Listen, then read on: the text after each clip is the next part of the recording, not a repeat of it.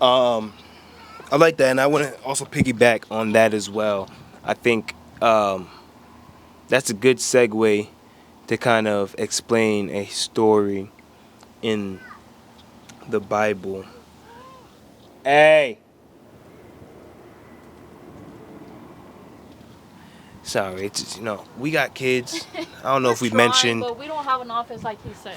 I don't know if we mentioned, but we are married. Obviously, we are 24, and we got two beautiful kids over there that are kids, and they gon' be kids, and that's why they need guidance. That's why we always looking. That's why you see me always making sure they're good, and that's the same way God is looking at us.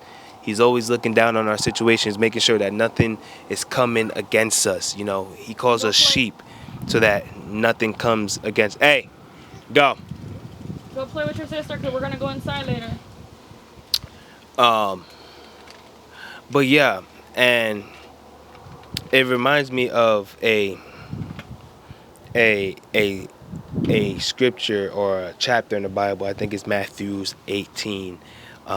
And I was reading inside, and it was basically saying that God expects us to forgive unlimitedly. You know, Jesus was telling a story about a servant, and he went to his Lord, and he owed him so much money. It was, and I'm paraphrasing, he owed him so much money, and that servant was, he was basically apologizing and asking him to forgive him, and don't throw him in jail, because back then, if you didn't pay and you owed debt the to your Lord or your king or your master, you get thrown in jail, and you're gonna sit there until you can pay it back. And that servant, he had compassion in his voice, and that Lord, his king, heard that compassion. He was like, okay, you know what? I forgive you, and I won't throw you in jail, and you can continue to live, because I know that you really do feel sorry, and you forgive, and you want forgiveness. And that same servant had somebody else. He also had a servant, and that servant owed him money.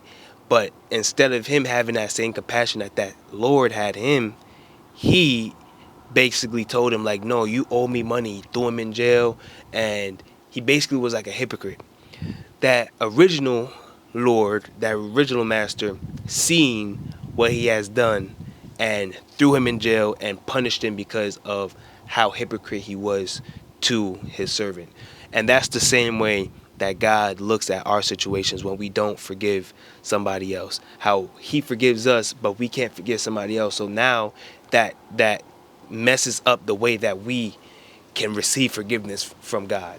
So I'm here to tell y'all that don't allow that that hurt.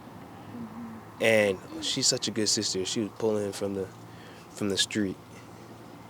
Well, he was walking toward the street. He wasn't at the street, but he was walking, and she was like, "No, you need to get over here." See, that's a good. Anyways, um, how my wife is saying, like, you don't want that pride to turn into resentment because you are hanging on to something that is going on, to a circumstance that you really don't even fully understand. I don't know. I think that. Hey, get over here, both of you guys. Come here.